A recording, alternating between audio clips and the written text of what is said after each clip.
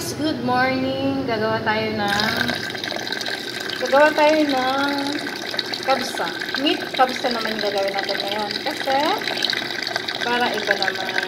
Ayan, lilinisan natin yung meat. Okay, alisin natin yung mga taba-taba niya. Okay, lilinisin ko muna.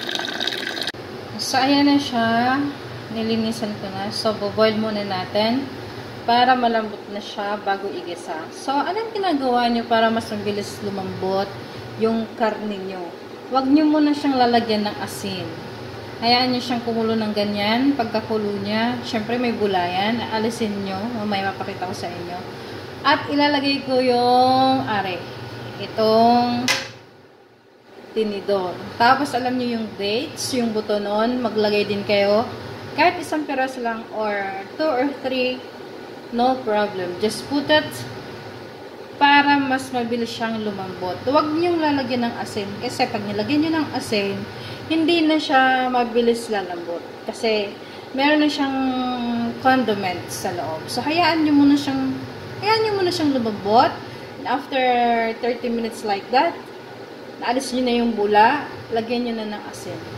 Yan. Para naman yung asin ay pumunta na dun sa loob ng meat. So, ayan na siya. Bumubula na. Guys, kailangan bantayan nyo yan. Kailangan alasin nyo yan bago siya kumulo. Kasi, yan yung dumi ng meat. So, kailangan natin yan alisin. Okay? Ayan na guys. Tapos na yung meat ko na lumambot. So, gigisayin na natin siya para maging kabsa. Ayan. Ayan na yung ating mga kailangan. Siyempre, ayan yung sibuyas, bawang at luya and tomato and potato. Yan po ay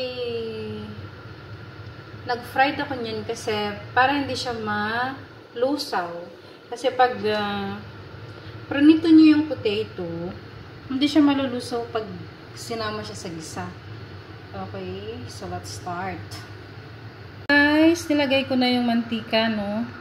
Lagyan na natin yung para hindi mainit masyado. Kasi baka matutong yung ating bawang. So, ayan. Lagyan na natin agad. Siyempre, haluin. And, ilalagay na natin ito sabay. Kasi para hindi siya matutong. Ayan. Para dito na siya pareho. Diba? So, mabilis lang naman siya gawin kasi malambot na yung meat. Lalagay lang natin yung mga ingredients and condiments.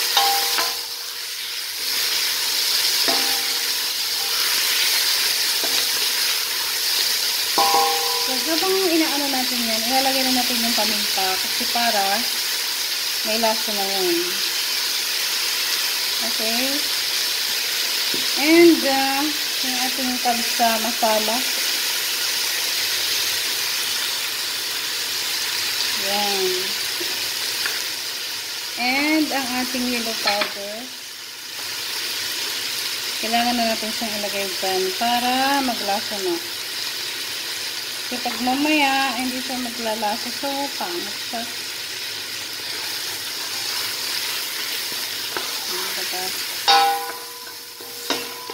Yan.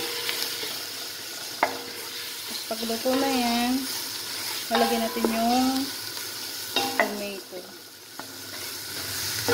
Hayaan lang natin siyang ganyan muna. Na yan, lagyan natin yung tomato.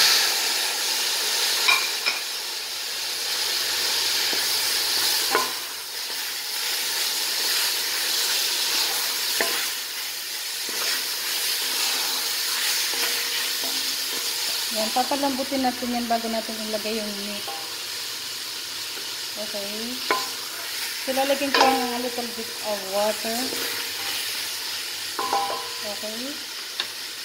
Kumukulo na siya. Lagyan natin yung potato. Yan. Kasi hindi pa masyadong malambot. So, unahin natin yan. Yeah. Just like this only. Guys. And especially for the girls, we should to know how to cook. Because this is the best thing in the world. Tsaka lang. Siyempre, pag magkaasawa na tayo, no? Kailangan natin marunong tayo magluto. So, kung hindi naman kayo magkaasawa, hindi kayo magluto. Kaya, siyempre, may asawa na tayo, kailangan natin matutong magluto. But, you know guys, I love to cook. I really love to cook. After that, we put the meat. So, ito yung ating meat. Ayan, lagyan natin. So, it's already boiled. So, we just mix it properly para mag-ano yung ating mga ingredients together. See how it looks? It looks delicious. And after that, we just add water for the rice. See? I will add water now. So, lalagyan na natin siya ng water. We put the water because we need to put the rice together. See? So, antayin lang natin siya kumulo. Okay. Lagyan natin yung ito. Yan, yung rice. Add the rice together. Yan. Okay. Yan. Antayin natin siyang kumulo at lumambot yung rice. Okay. Yan, ganyan lang. We mix it together. And we put it together. Ayun. So, ayan na siya. Kunti na lang yung kanyang tubig. Iin-inin na lang natin siya. Ayan, tatakpan na natin. And, after that, plating na tayo. That is the kabsa meat. Thank you for watching.